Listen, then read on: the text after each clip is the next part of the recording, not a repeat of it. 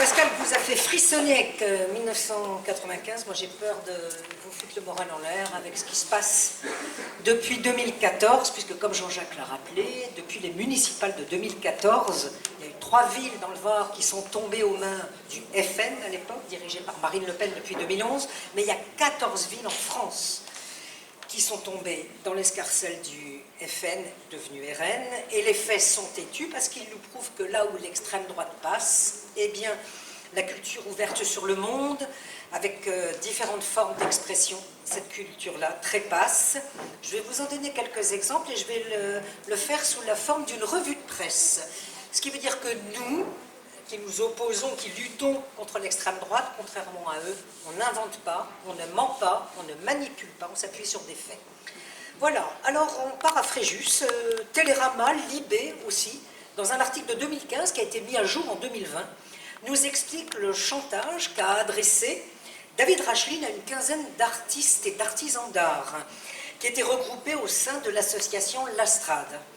Travailler gratuitement aux actions éducatives de la ville chaque semaine, sinon terminer la location abordable de leurs ateliers en centre-ville qui datait de son prédécesseur.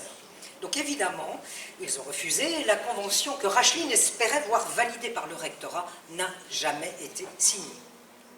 Je vous emmène à Toulon. En juin 2019, Le Figaro et Var Matin nous ont raconté comment Laure Lavanette s'en est pris au Théâtre de la Liberté et à Charles Berling en conseil municipal de Toulon bien sûr, en les accusant de propagande LGBTQI. Pour elle, une idéologie, entre guillemets, mortifère et nauséabonde. Alors l'objet de la crise de nerfs, une conférence qui avait été organisée par le théâtre avec cette question: le crépuscule des genres vers la fin du modèle masculin-féminin.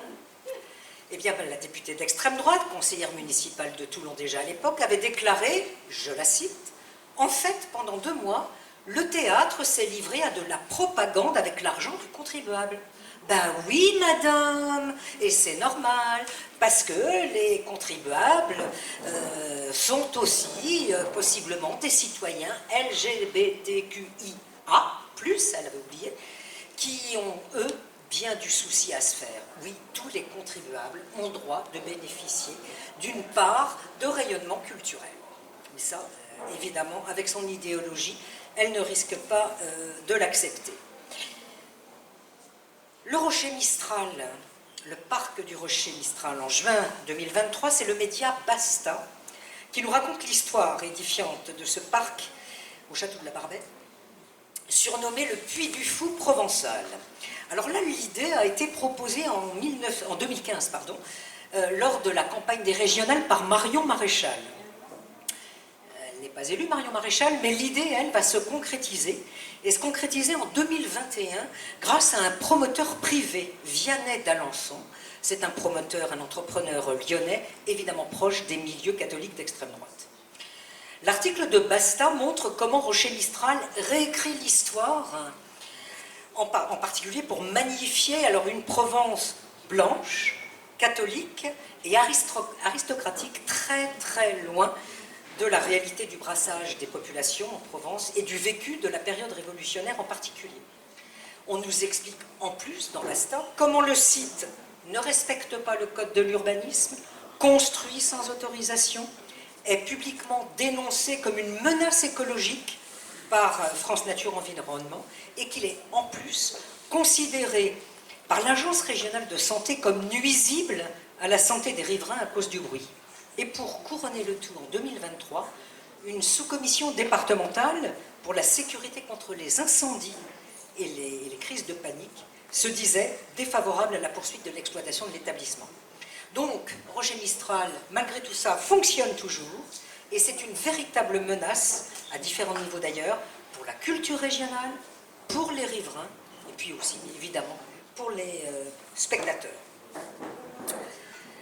Alors, en février 2024, c'est une enquête de Mediapart qui nous informe sur la facilité avec laquelle le président de la région PACA, enfin Sud-PACA, Renaud Muselier, s'est aligné sur les thèses du RN pour retirer une subvention qui avait pourtant été promise à 2 projets de films celui du cinéaste Maxime Lindon intitulé « Vacances en Palestine » et celui d'Alain Ashkar qui s'appelait « Les Bédouins d'Al-Rachedé ». Alors ces deux projets avaient déjà reçu un avis favorable quelques mois plus tôt de la commission régionale composée de professionnels du secteur avec un partenariat en plus du CNC, le Centre national du cinéma et de l'image animée. Mais des élus RN ont exigé le retrait des aides régionales pour, je cite, des films de propagande anti-israélien après le pogrom du 7 octobre. Et le conseil régional a obtempéré.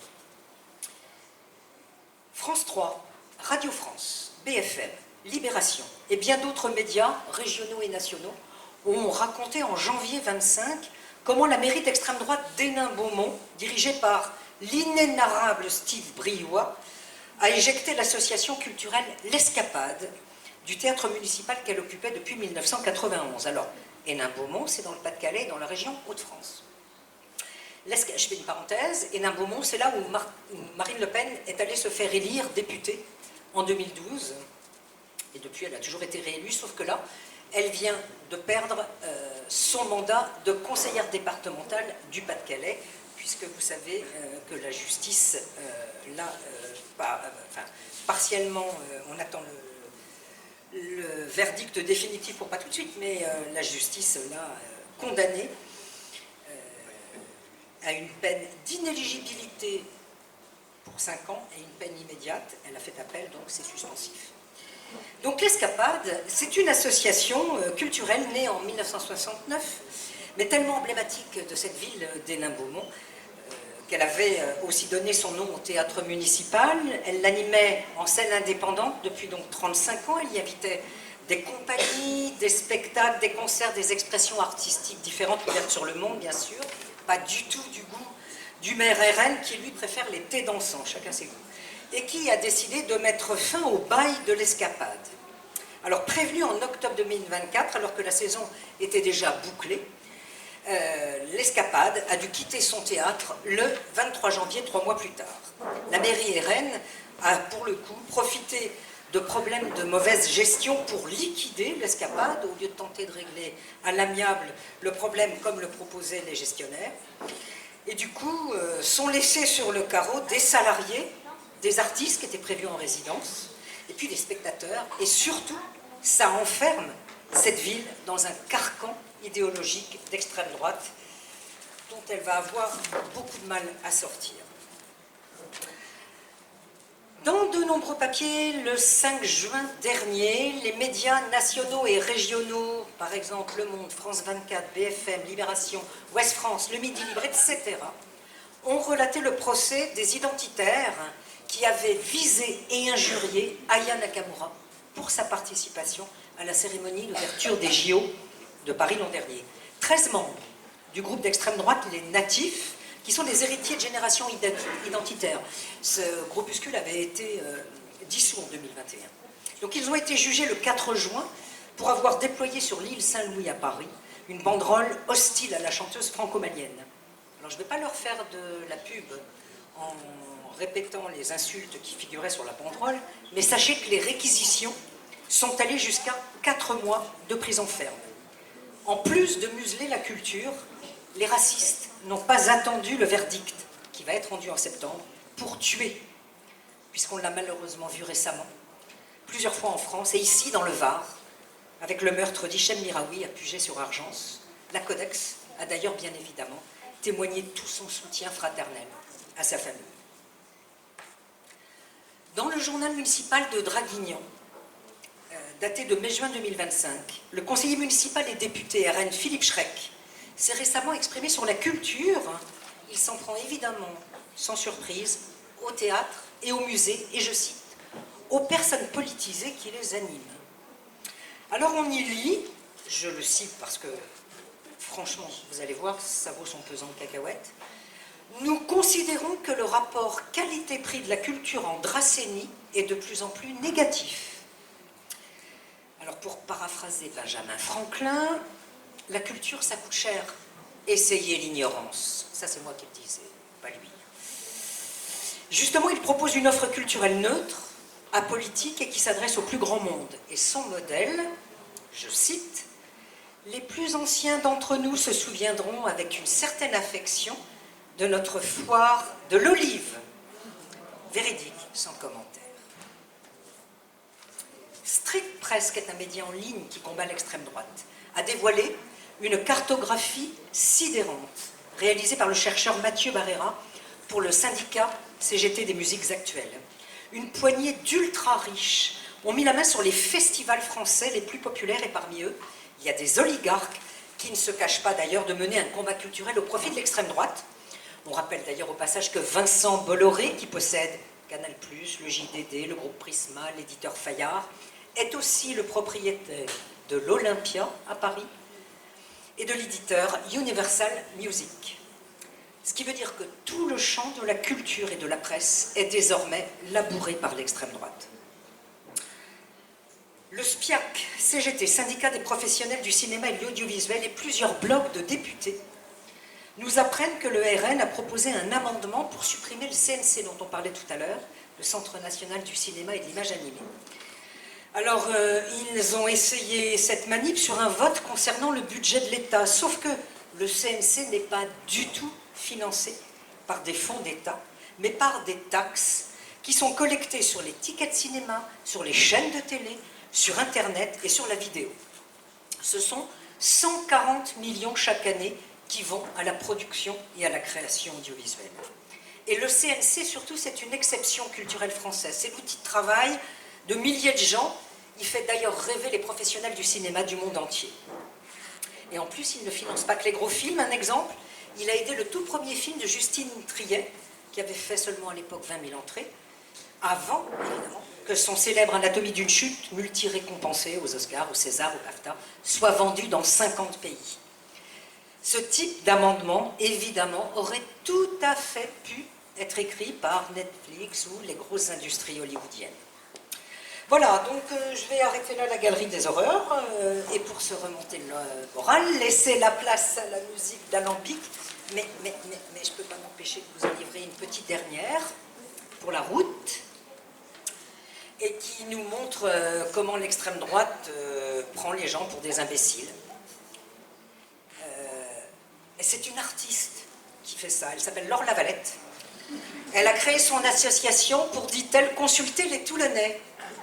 Sauf que le journal officiel de la République, que j'ai consulté, daté du 4 mars 2025, explique qu'un avenir pour Toulon, c'est une association de financement. Évidemment, on s'en doutait, mais ce serait tellement plus honnête de dire aux gens qu'elle sera candidate au lieu de faire semblant de laisser planer le suspense et de récolter des sous pour sa campagne sans le dire. Voilà, ça c'est tout l'exemple de la malhonnêteté intellectuelle de l'extrême droite. Heureusement, il y a la musique d'alambic pour nous redonner le moral, envie de danser, et voilà. Et puis pour tous ceux qui ont été sympas et gentils, il y a un dessert. Véridique. On va essayer de retrouver le groupe. Et l'idée, c'est de se dire que la lutte contre l'extrême droite, c'est pas triste du tout, il faut aussi faire la fête. On lâche rien.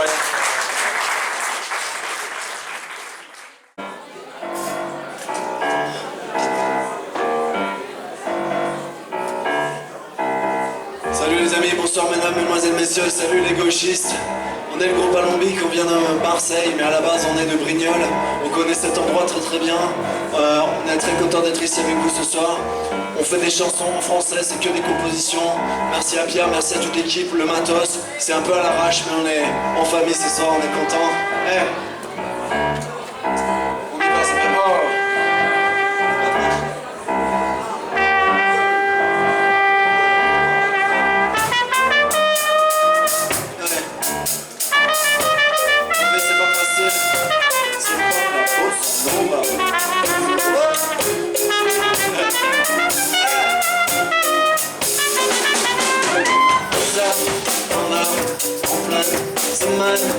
On marche, le ciel, c'est, ça mêle.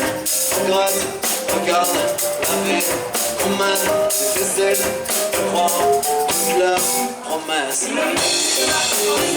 La vie c'est pas ça, la vie c'est pas ça, la vie c'est pas tout ça.